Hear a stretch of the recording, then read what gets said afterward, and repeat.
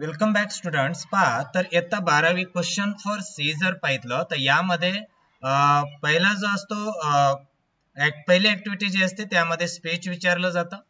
त्यानंतर दुसरं असतं कॉम्पेरिंग, जसं की सूत्रसंचालन, आणि त्याला ऑर मध्ये असतं एक्सपान्शन ऑफ आयडिया.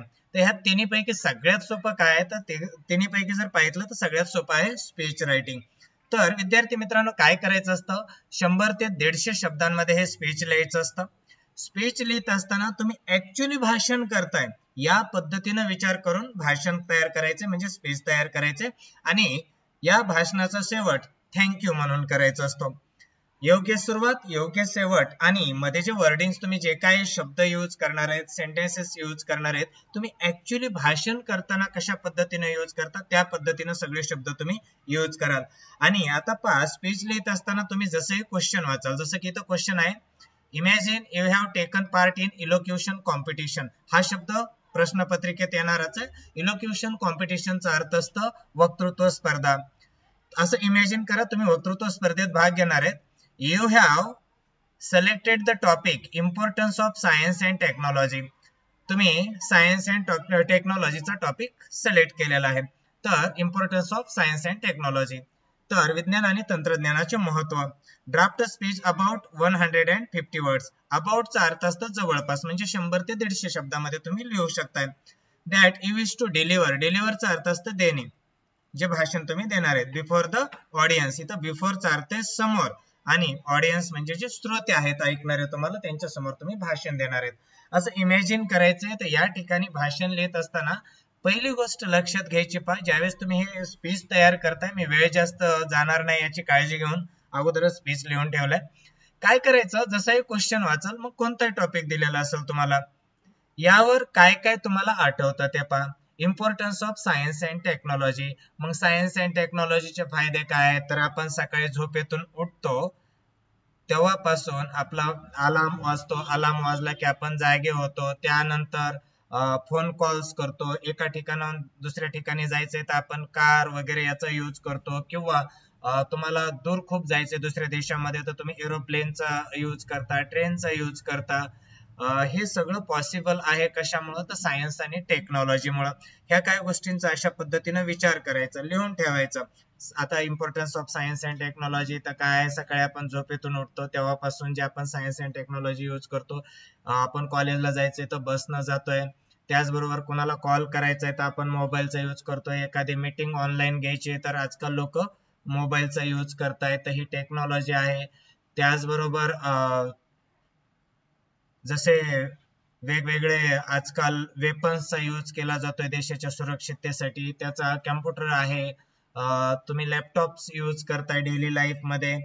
तर हे सगळे नाही, हे सगळं असं एकंदर विचार करा की आपण सायन्सचा आणि टेक्नॉलॉजीचा काय काय यूज करतोय. त्यानंतर पहा, तुम्ही एज्युकेशन मध्ये व्हिडिओज वगैरे पाहताय लॅपटॉपवर किंवा टॅबवर किंवा मोबाईलवर, तिथं सायन्सचा यूज आहे, हे तुम्ही लक्षात घेताल. त्याचबरोबर प्रत्येक गोष्टीला दोन बाजू असतात, एक पॉझिटिव्ह बाजू असते, एक निगेटिव्ह बाजू असते. जसं की सायन्स टेक्नॉलॉजी जर वाईट हातामध्ये गेली तर त्याचं नुकसान होऊ शकतं. जसं टेररिस्टच्या हातामध्ये ॲटम बॉम्ब सारखी ताकद जर गेली तर ते अनेक देशांना बर्बाद करू शकतात. तर जसं टेक्नॉलॉजी आहे त्याचे फायदे आहेत, तोटे आहेत, म्हणून ही टेक्नॉलॉजी चांगल्या माणसाच्या हातामध्ये असायला पाहिजे वगैरे. या पद्धतीनं तुम्ही काय कराल, अगोदर मुद्दे लिहून काढाल. जसं की गेल्या वर्षी ग्रीन रिव्हॉल्युशन हा याच्यावर स्पीच द्यायला सांगितलं होतं, तर ग्रीन रिव्हॉल्युशन, हरित क्रांती, तर कशा पद्धतीनं शेतीसाठी वगैरे त्याचा फायदा झाला हे आपण त्या ठिकाणी व्यवस्थित लिहू शकत होतो. तर जसे स्पीच लिहायला सुरुवात करणार आहे त्याच्या अगोदर विचार करा यामध्ये कोणते कोणते पॉइंट्स ऍड होऊ शकतात, आणि मग स्पीच लिहायला सुरुवात करायची. तर विद्यार्थी मित्रांनो, चला तर आपण स्पीचला स्टार्ट करूया. पहा, या ठिकाणी सुरुवात अशा पद्धतीने करायचं, आन्सर लिहायचं. कॉलेजमध्येच स्पीच देणार असता तुम्ही तर रिस्पेक्टेड प्रिन्सिपल म्हणजेच आदरणीय प्राचार्य, ऑनरेबल टीचर्स सन्माननीय शिक्षक वृंद, अँड माय डिअर फ्रेंड्स आणि माझ्या प्रिय मित्र आणि मैत्रिणींनो, या पद्धतीनं भाषणाची सुरुवात करायची. त्यामुळे हे सेंटेन्स पाठ करून ठेवायचंय. त्यानंतर साहजिकच आहे, मोस्टली स्पीच शाळेमध्ये सकाळच्या वेळेत होतं, तर तुम्ही लिहिताल गुड मॉर्निंग, आणि हे वाक्य इथं पाठ करून ठेवा. Today is the special day for all of us. आपल्या सर्वांसाठी आजचा दिवस हा विशेष दिवस आहे. हे वाक्य पाठ करून ठेवा. Because today our college has organised elocution competition. कारण आज आपल्या कॉलेजनं इलोक्युशन कॉम्पिटिशन ऑर्गनाइज केलेलं आहे. इलोक्युशन कॉम्पिटिशन म्हणजेच वक्तृत्व स्पर्धा. कशावर? On importance of science and technology. तर सायन्स आणि टेक्नॉलॉजीच्या इम्पॉर्टन्सवर. ही अशी छान सुरुवात कराल. नंतर तुम्ही व्यवस्थित कशा पद्धतीने त्याचे फायदे तोटे तेही सांगाल. When we open our eyes in morning. ज्यावेळेस आपण सकाळी आपले डोळे उघडतो. To close our eyes at night. आणि रात्री डोळे बंद करेपर्यंत आपण यूज करतो टेक्नॉलॉजी किंवा science and technology. In morning alarm wakes us up. सकाळी आपला अलार्म उठवतो. त्याचबरोबर for online meeting and distant calling. Online meeting साठी किंवा डिस्टंट कॉलिंग साठी वी यूज मोबाईल फोन्स. आपण मोबाईल फोन्सचा यूज करतो. For travelling we use car. Travelling साठी आपण कारचा यूज करतो. त्याचबरोबर ट्रेनचा यूज करतो, बसचा यूज करतो, एरोप्लेनचा यूज करतो. Can we imagine. अशा पद्धतीने एखादा क्वेश्चन तयार करायचा ज्याचा इम्पॅक्ट जास्त असतो भाषणामध्ये. Can we imagine life without electricity. Electricity शिवाय आपण लाईफ इमॅजिन करू शकतो का? रेफ्रिजरेटर शिवाय आपण लाईफ इमॅजिन करू शकतो का? या पद्धतीनं क्वेश्चन्स मध्ये विचारा. त्यालाच रेटॉरिकल क्वेश्चन म्हटलं जातं. All this things are because of science and technology. ह्या सगळ्या गोष्टी आज आपल्याला मिळत आहेत ना, हे कशामुळे आहे? तर सायन्स अँड टेक्नॉलॉजी मुळे आहे.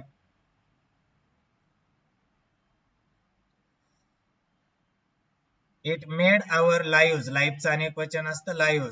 It made our live easier. यानं आपलं जीवन अधिक सोपं बनवलं. There are some negative sides too म्हणजे सुद्धा. याच्या काही नकारात्मक बाजू पण आहेत.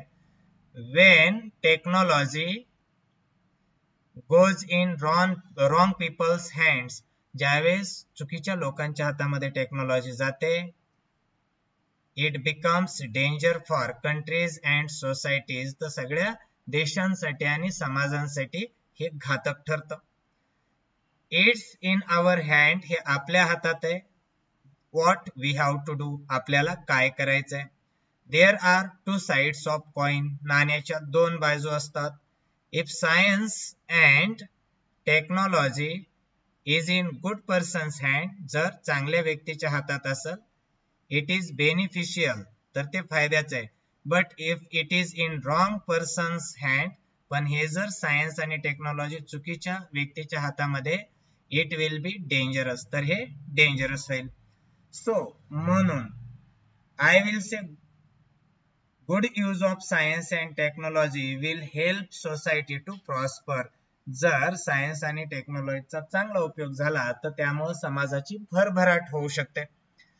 All the government. सर्व जे काय सरकार आहेत वेगवेगळ्या देशाचे should keep control on dangerous weapons. जे डेंजरस वेपन्स आहेत त्याच्यावर कंट्रोल ठेवायला पाहिजे. And these weapons should be in good people's hands. आणि हे जे वेपन्स आहेत म्हणजे शस्त्रास्त्रे आहेत, हे चांगल्या लोकांच्या हातामध्ये असले पाहिजेत. Thank you. या पद्धतीनं भाषण तुम्ही लिहायचंय. तर मी तुम्हाला सगळे मुद्दे एक्सप्लेन केले आहेत. भाषणाची सुरुवात कशी करायची आहे आणि शेवट थँक यू न करायचंय. आणि तुमच्या लक्षात आलेलंच असेल की एक्सप्लेनेशन सुद्धा कशा पद्धतीनं करता येतं. तर विद्यार्थी मित्रांनो, या पद्धतीनं तुम्ही भाषण कराल. धन्यवाद विद्यार्थी मित्रांनो.